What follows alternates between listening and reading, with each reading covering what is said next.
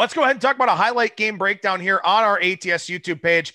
Most would say the game of the week, game 473, 474, Indianapolis and Cleveland. Colts minus 1.5, total 46 for this one. Interesting game for a variety of different reasons. Does Brad Powers have a thought on it? Yeah, I fired on the under, which is tough in today's day and age of the NFL, but I think Indianapolis's defense is legit. Now, let me caveat and say they're taking a step up in level of competition offensively in the Browns this week, but I just think, I'm not sure the market in this year where, over's been hitting 60% is going to properly price how good Indianapolis's defense has been. And I mean, last week they even gave up a late score. Otherwise, I mean, that's 3 points against Chicago on the road there. Offensively, I got concerns, though, with the Colts. And it's Phillip Rivers. He can't throw it deep. So I think they are that team alone, the Colts, perfect under team. Now I go to the other side of the ball on Cleveland.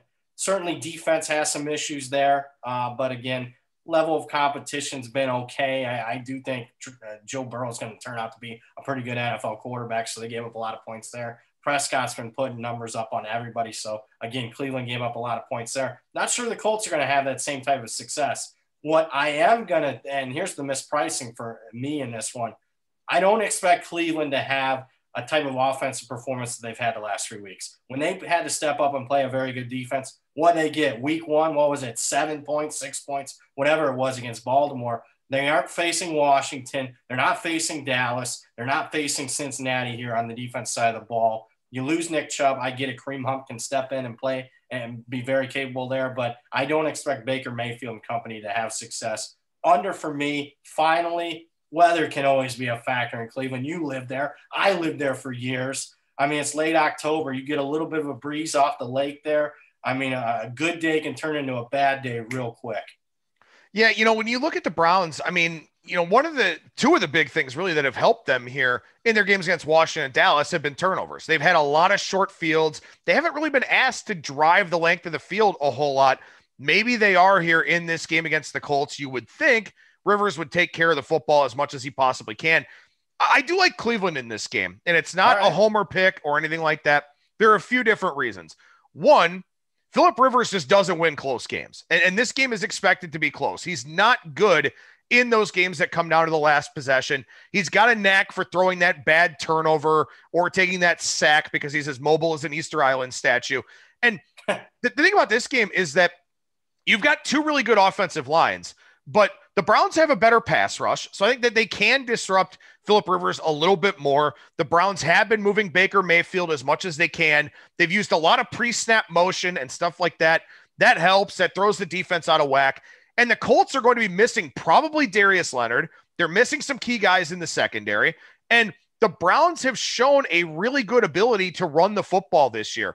And I know everybody's down on the run across the league because it's easier to move it with the pass than it is with the run.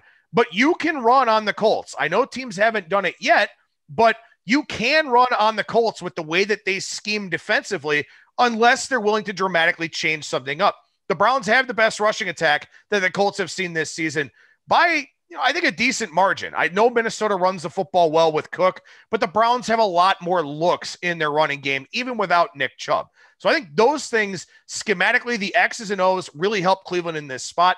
And lastly, this Indianapolis offense, they are number 1 in starting field position this year, and they still have not done a very good job converting that into points. So I think Indianapolis's offense is due for some regression. I think their defense is due for some regression as they face better competition.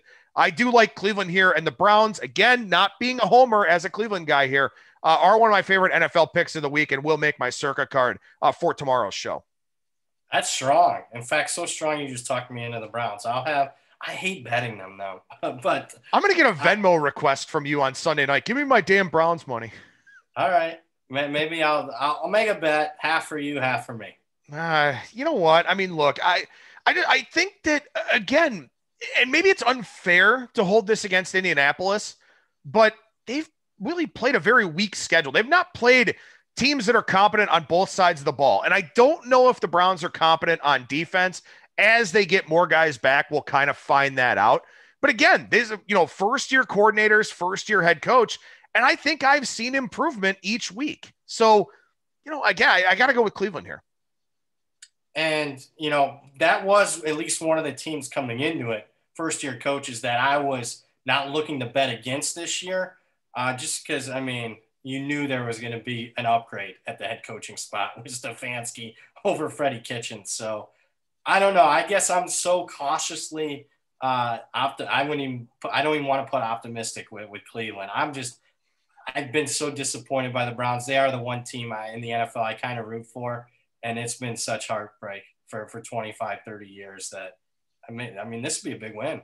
Oh, you win this one, you start talking playoffs, buddy. Yeah. Oh, easily. They're already, they're well over 60% to make the playoffs now based on their remaining schedule. So you get this one, in what's sort of a toss-up type of game, a 54-46 type game.